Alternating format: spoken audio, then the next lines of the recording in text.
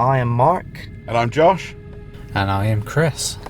And this is Haunted the Truth Halloween show.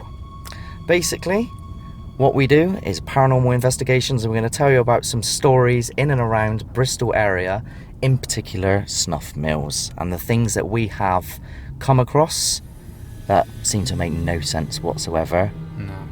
And some of you may be thinking, oh, come off it, there's no such thing as ghosts. We do not claim to say ghosts are real. If we find something weird, then we say, yeah, this is weird. Yeah, I mean, it's a very strange experience when you go through it, especially if you're a non-believer. I mean, you're dealing with two aspects here. The believer, well, no evidence is needed. For the non-believer, no evidence is good enough. I mean, what do you think about all these skeptics and people saying that we're faking that? I don't really know what to tell them, because we're not just out there trying to get all these views for nothing. We're generally doing it. When we get nothing, we say we've got nothing. So at the beginning, we've been like, pooing our pants because we thought something sounded ghostly, and then later on in an episode, we've completely debunked it, and this was actually what it was. It wasn't ghostly at all. But Bristol is an underdog, really, for paranormal activity, and it's quite an active place in Britain. I mean, if you're going to come to Bristol, there's at least 3 locations I can think of off the back of my head, which wouldn't even cost you a penny to visit. I know Snuff Mills is one of them. Snuff Mills. Yeah, that's a big one.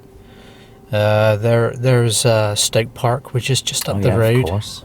And one place we used to go to which don't exist no more. Oh, Barrow Gurney, of course, the old mental institute, for those of you who don't know about this place. But yeah, you've got to go and test the water a little bit. If you don't, then you're a fool to yourself. I mean, for people that got the right to have an opinion, but they've never even gone on a ghost hunt, is beyond me. Yeah, well, a lot of people don't want to give it the time of day, do they? And then you've got the other people at the other end of the spectrum who are extreme believers, that just basically are, and I can understand why, because some people, they have loss in their lives and they're trying to look out for something no matter what it is, and half the time, an orb can be considered a bit of dust. Yeah, another key element is patience with ghost hunting. You've got to be quite a patient person. You're going to have to sit around in a dark hole for a few hours and do nothing. Well, they don't seem to understand that, what was it, we get sometimes 4 hours we sit there. 4 hours of footage I have to go through. 4 hours, yeah. We do sit down for hours, and we get absolutely nothing at all. I just think, obviously we do this for, we do it for ages, and then we seem to get times that obviously a lot of stuff happens, but that takes a while, and we're doing the same amount of time as other people are doing. Sometimes we're doing a whole night, more than like 4 or 5 hours. Sometimes we've done like 8 hours. We've done mental, and people are doing like half the time we're doing, or maybe even the same time we're doing, but getting double, triple the stuff. They're getting shadow people. They're getting all this stuff, and I'm just like, are they faking it? Because obviously we've heard some really good things. Like I always mention the stairs at Oakland Manor and that kind of stuff, but we ain't seen no shadow people yet. We've had a few dodgy pictures, but we've never seen anyone, walking in the shadows or anything like that. And I'm just waiting for that kind of day. But it's not a night wasted. It's actually educational for us, because when we do go to a location and we do get stuff happen, we go, whoa, hold on a minute, this is real. And most of our episodes, we've been lucky enough to actually capture what we feel is real activity. So I do highly recommend you do check the channel out and do check our episodes out, because they are real and intriguing. We did an episode on a woman's house in Bristol. Yeah, I still wish I could have been there. And it was called, we called the episode Poltergeist. You can check it out online on our YouTube channel.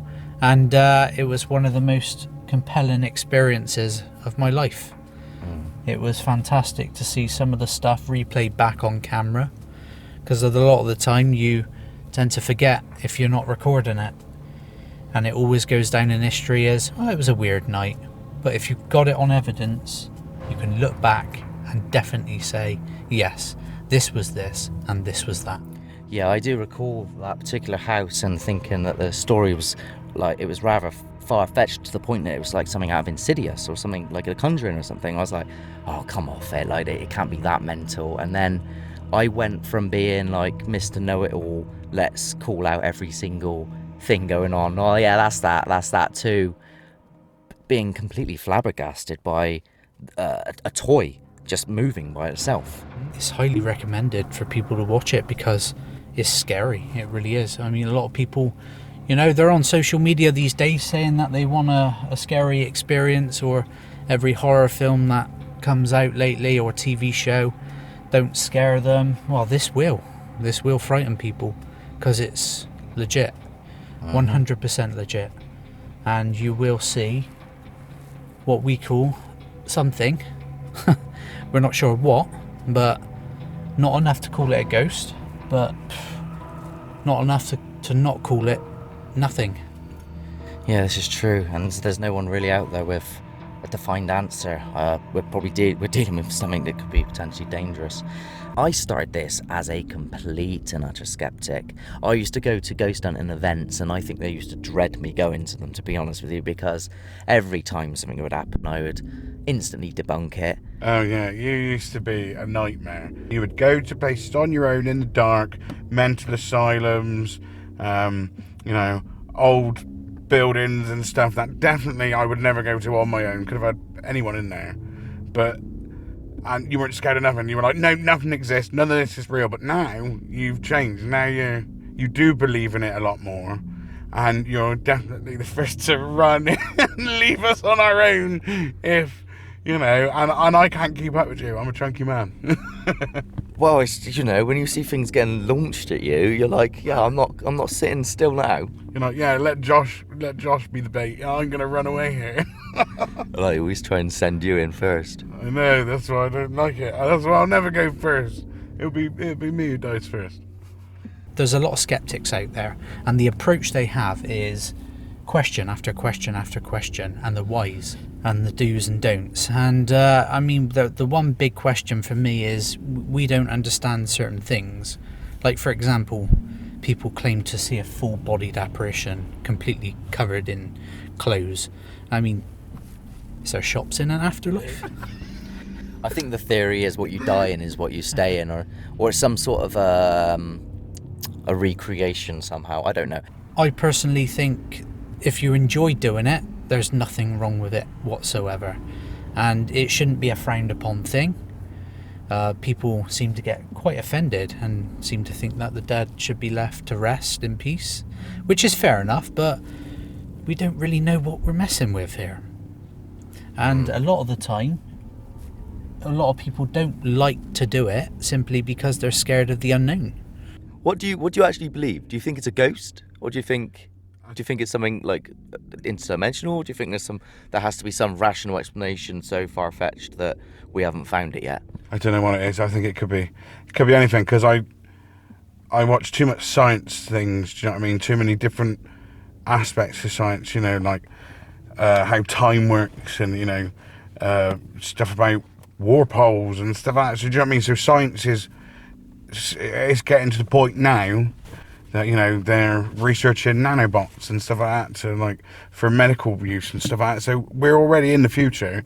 So there's anything to say that it could be stuff from our past. It could be stuff that we see ourselves. Like, do you know what I mean? It could be there, but there's something there. I'm just saying that the whole world hasn't, like, got a conspiracy that ghosts exist altogether. Like, the whole world has just gone, you know, all these things are existing. Like, everyone in different countries has seen all sorts of, you know, things, ghostly or whatever, and cameras are caught them, and they can't all be fakes. At least one of them has to be real. Do you know what I mean? Not all of them have got to be fake. So it's just like, it could be anything. So I just know there's something a bit there, but I just don't really know what it is, and I can't really describe it. Anyway, you're going to talk about the approach on how you should actually, like, if anybody's out there thinking, do you know what, we fancy going somewhere or going on an event, like, and you'll get to see how people run the events and such like that. And I personally feel that sometimes there's too much talking and not enough listening, but you're going to go further into that. Yeah, it's a strange thing to explain to people, but you know, a lot of the time people go on these paid events and they only work one way, and even though they're good and they're exciting, you know, and you know, you're going to be well looked after, definitely, but you know, I find going on a ghost hunt with just 2, 3 at a push, 3 of you in a group, Possibly 4 if it's a dangerous area. yeah, and it's called quiet walking. You use your EMF meter and you trust that. Turn off your phones. Turn your phones off. Yes. Trust that. Do some quiet walking about your area. You know? And everyone seems to have this big opinion that, you know, you're not going to see anything unless you've got a night vision camera. Well, I think that's nonsense, because, you know, you can go to an event and use natural light. You can use torchlight, and that's probably the better way of doing it. You just walk around your location until you feel it in your skin. You'll feel the moment that you're in an active place. You'll feel the energy running through you. There's static in the air. It goes dense. Yeah. You know, you'll find that and you'll feel it. And then when you do feel that moment, you'll clock onto it. Stay in that area. Don't go anywhere. Rely on your EMF meter. It will go off. And when it does, you know, you just got to be patient. And patient is the key. And calling out, keep it to a minimal. Technically, you're like a ghost there yourself. That's what you want to be. I mean, I do get overexcited. I must admit, especially at the beginning. I got ADHD, and it's like, I can't sit still, and I was all over the place. And I had to slowly learn that it isn't like what you see on TV, where people are going, knock, can you say something? And then, don't you get me started on voice boxes. They create so much noise. You can use them for a little bit, and I did use them in one of the episodes, but you'll notice I had it on quiet, and you know, I had a mic attached to myself where I could pick it up louder for people to hear it. And you never really get anything by doing that. You never hear those light taps, and or admittedly, you know, some taps could be, you know, expanding walls and such, but you know it when it's like a big tap or something running at you. You're like, what is that? And one of the most interesting things as well is people do tend to have a paranormal experience once in their life at least, but it's a shame that they never notice it. It just passes by like nothing. I suppose if you're not looking. That's it. Whereas when you're going on an event, everything can come across as paranormal because you're looking for it. Yeah, you've got to be very careful with that as well, because, you know, some things can be the wind. They can be answered, and you don't want to be there constantly going, oh, that's happened, oh, this has happened, oh, that's happened, and then miss something when it really does happen. And you know when it does. And law of averages is, you know, it's going to happen when you least expect it as well. Yeah, it does that. We could be there saying, oh, can you do something? And then, you know, I could be ranting and raving and taunting and going, come on, do something. And then nothing happens. And then what happens? You know, I'm looking for my glasses or something, and then bang. Yeah. A good little tip is set up your trigger objects and set a camera on them. Because even if they do move, you're not even going to really notice it much unless you look back at the footage anyway. And at least you will know it's true.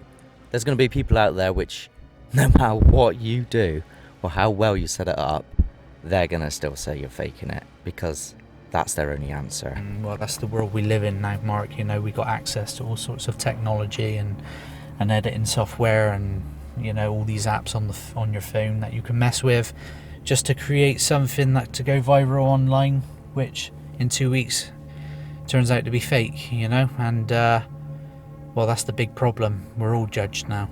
But yeah, modern technology is, you know, has really put a dent into ghost hunting a little bit, you know. I personally think you should just go with a backpack, take a drink, take a snack, go out, take a torch, and just go ghost hunting. Don't rely on all these things, you know, to help you try and capture a ghost or see one. If you're gonna have an experience, you will have an experience. What do you think? What do you think sets us apart from anyone else like all those other groups out there. We're telling the truth. We're not, trying to edit it to be more scarier than it is. I mean, sometimes, there's a bit more chatting in it. Like our last episode was a bit shorter because nothing really happened. So we had to show that nothing really happened. We couldn't just prolong a 20-minute episode when nothing was going on and be like, oh, this happened here, when it didn't. We just made a short episode because that was all we got. So there was nothing to report, so there was nothing to lie about. You know what I mean? It's just how it goes. It is what it is. Exactly. With a haunted truth for a reason. So let's go into probably one of our, I don't even know how to say this, it's flabbergasting, I don't know what word to use, amazing, terrifying Snuff Mills Halfpenny Bridge. We went there a long time ago before, didn't we? Yeah. And you had been there in the past with other people, which we won't go too much into, but there was a lot of activity then as well. Yeah, it was a very spiritual experience, believe me. So I posted on Fish Pond's local area and literally put something like, has anyone ever had anything weird in Snuff Mills?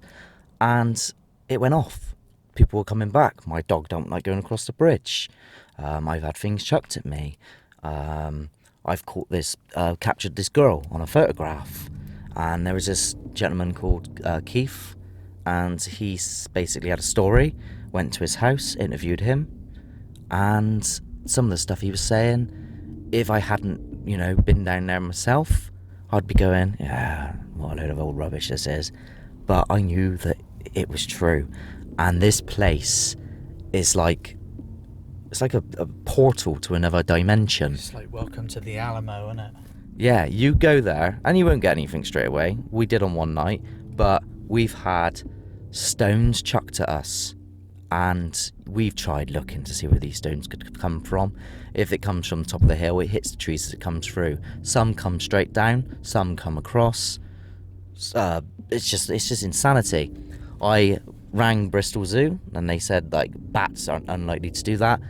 Some people would say certain birds pick up snails to crack their shells and such, but the last I checked, a bird doesn't have an arm on it. It can't chuck something at force that causes a red mark. Yeah, you're going too in depth there with stupid rational reasons. I mean, there's nothing rational about that place. But for the people that haven't been down there, this is all just mumbo jumbo. You actually got to go there to experience it and know what we're talking about. And for the people that have and had experience down there, speak up about it. You're not alone. Loads of people have gone down there and had rocks chucked at them, but they're too scared to say anything to anyone, in case they're being made out to look like a fool. The other thing as well is the footsteps. I experienced this the first time I went down there. Something ran at me, and I genuinely thought there was a real nutcase coming towards me, and I panicked, ran off, went back, realised my equipment was there. Nothing was taken. We went down there 4 nights. You've had a couple of run-ins. It's a weird one because I've seen stuff, I've heard stuff, and even with that running little stream or whatever, it makes a lot of noise, but you still end up hearing stuff like things running towards you on that bridge. When you made me stand on my own, I hate you for that. And then there was a bit where I seen this weird sort of embery, kind of fiery, kind of little wisp go across at the other end of the bridge. No one else seen it, but it was very light, and I didn't know what happened there. But that was very strange as well. I thought maybe someone was there with a torch or something, but there wasn't no one there. We had my leg disappear, when I was by the tree. In a picture, I might point out. Yeah, in a picture. Wasn't live, you wasn't suddenly legless. Yeah, well, I have been before, but not there. I didn't trust it. Yeah, it was very strange. That was a very weird one, because even when you did that picture under heat, under the, I can't remember what it's called now. Under the heat picture or whatever, my leg still wasn't there, and it was just you could see stuff that was behind my leg, so it was like it had been completely edited out, but it hadn't been, but you could see stuff there, but everything else was there. My shorts were there. It was very strange. That one's the worst one so far. I really don't like that one. To be quite honest, since posting the video. I mean, we've had a lot of interest. Mm. Lots of people have been talking to us about it, you know. Yeah, in particular, we actually I contacted the magazine, Fate and Fortune. I told them the story about the entirety of like what happened in Snuff Mills and a couple of things that happened to myself and my dad during the editing procedures. Afterwards, the aftermath, and just things that happened with you as well. Won't go too far into that. You can catch that in the magazine if you like. That's due in December. Personally, you don't have to wait for the magazine, really. You can just go onto our YouTube channel, just click the episode Snuff Mills and give it a watch. If you want to find the right one, because there is two, the one we're referring to is the earlier date, but you can watch both, like, if you've got the time. And the best thing is, it is definitely 100% authentic. Nothing's been duped in it whatsoever. It's the absolute truth, and we'll stand by that.